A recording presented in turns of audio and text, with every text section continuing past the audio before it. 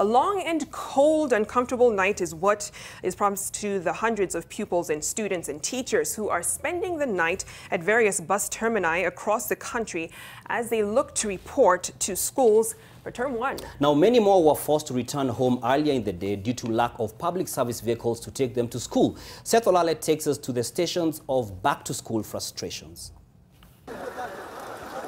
Survival for the fittest was the order of the day at the Machakos country bus for students and teachers reporting to schools for term 1 studies.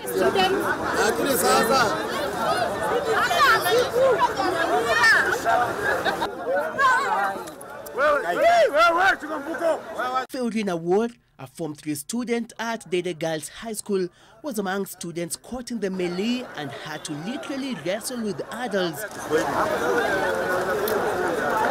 Despite having booked a seat in advance to travel to South Nyanza.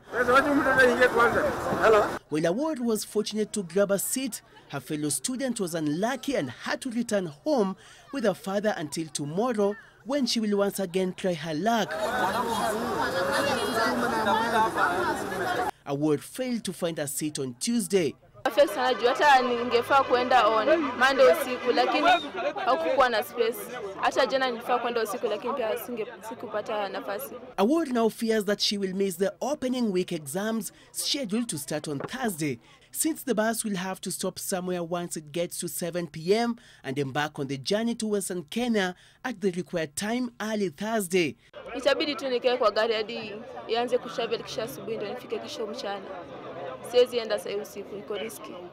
She, like many other students, will have to use part of their pocket money for the unplanned dinner, having left home at dawn.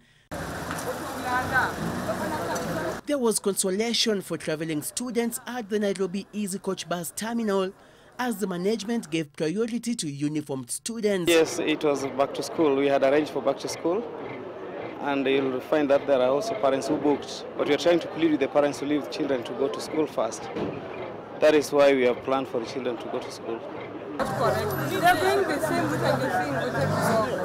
Some parents and guardians were, however, not comfortable letting their children travel alone. The ones that are in high school is just okay, but for the ones that are in class 8 and below, it's a bit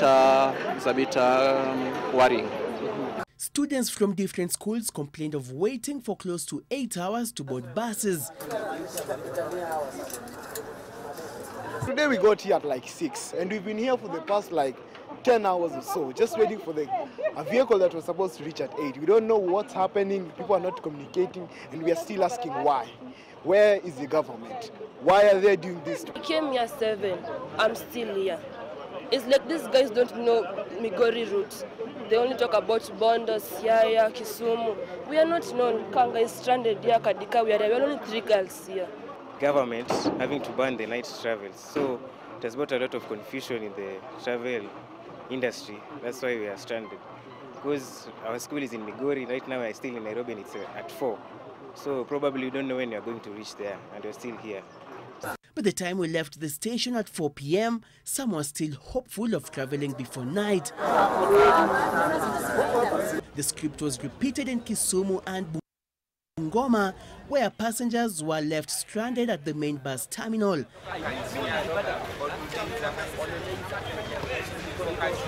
Things are no different in Mombasa, where passengers and PSV operators urged the government to intervene to end what is now a crisis.